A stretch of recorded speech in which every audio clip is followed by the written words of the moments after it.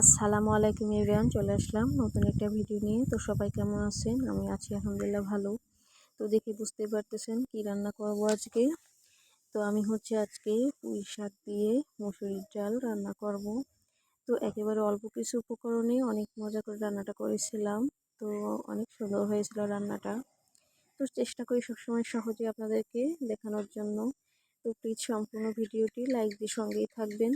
তো আমি এখানে আমার পুঁই শাকের গাছ থেকে একেবারে কচি কিছু পুঁই শাক নিয়ে আসছি। এটা আমাদের বাড়িতেই হয়েছে এগুলা। তো আমি ভালো করে কেটে নিয়েছি আর এখন ভালো করে ক্লিন করে নিব।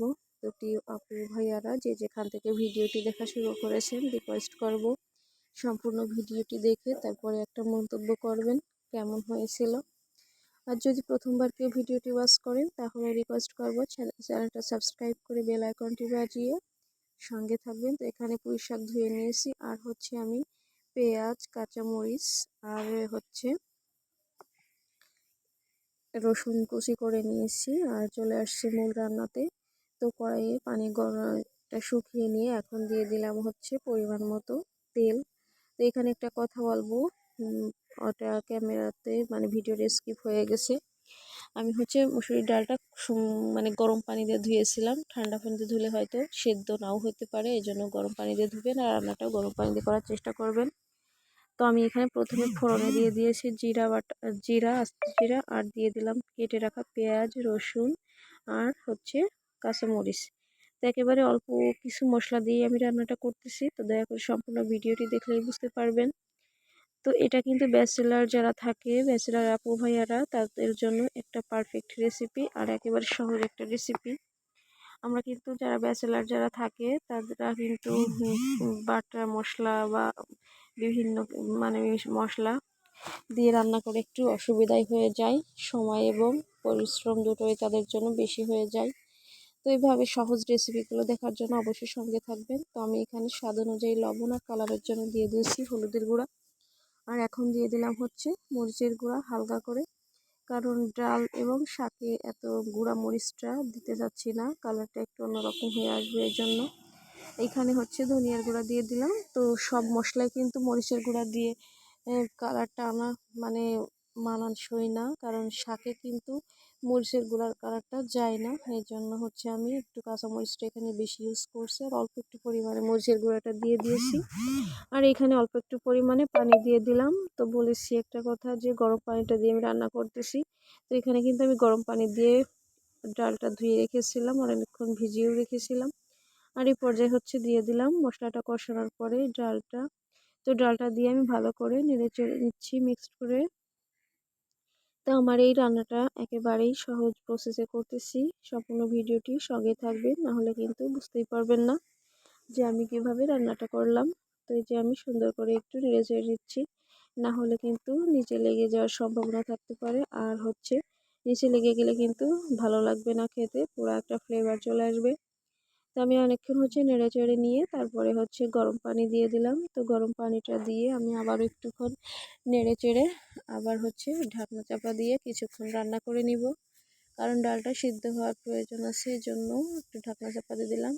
অতিরিক্ত পানি কিন্তু দিলে ডালটা সিদ্ধ নাও হতে পারে আর রান্নাটাও খেতে অতটা ভালো লাগবে না, কারণ এটা কষাচ্ছি।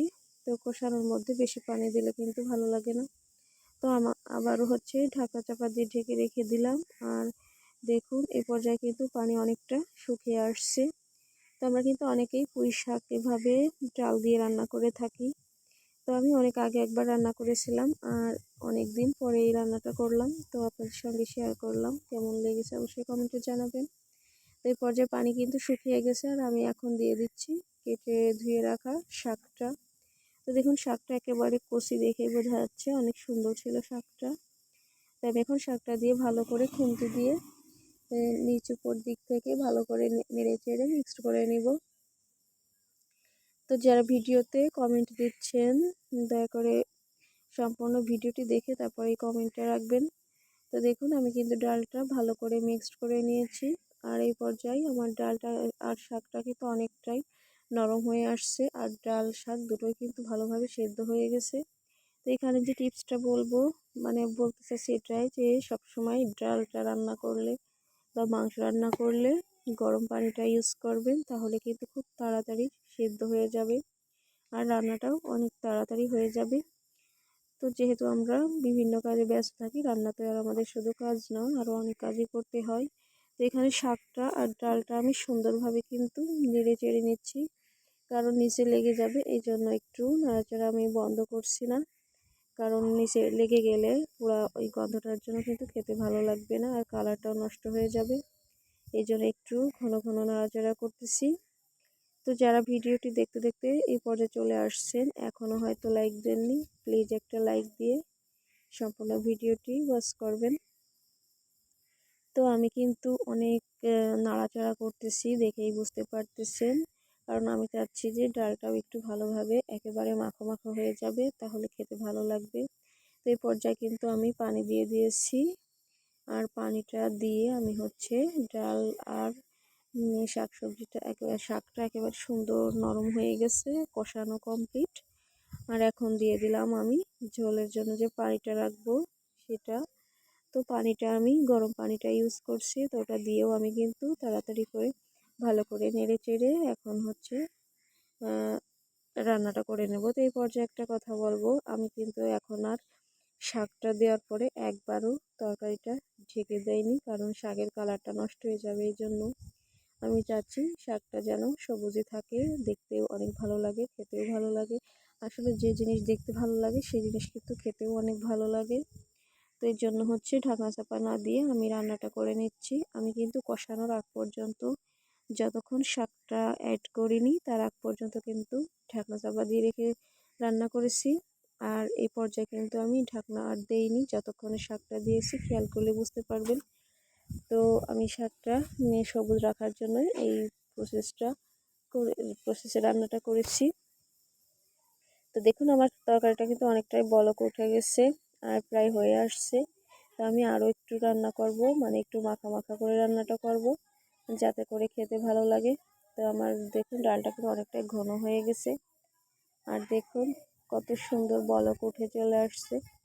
আর আমার রান্নাটা কমপ্লিট, এখন হচ্ছে চুলা থেকে নামিয়ে নেব আমি। এই যে ডালটা আমি একটা অন্য পাত্রে ঢেলে নিয়েছি, আর একটা কড়াইটা আমি চুলায় দিয়ে দিয়েছি। এখানে ডাল যেহেতু একটু ফোড়ন না দিলে কিন্তু খেতে ভালো লাগবে না।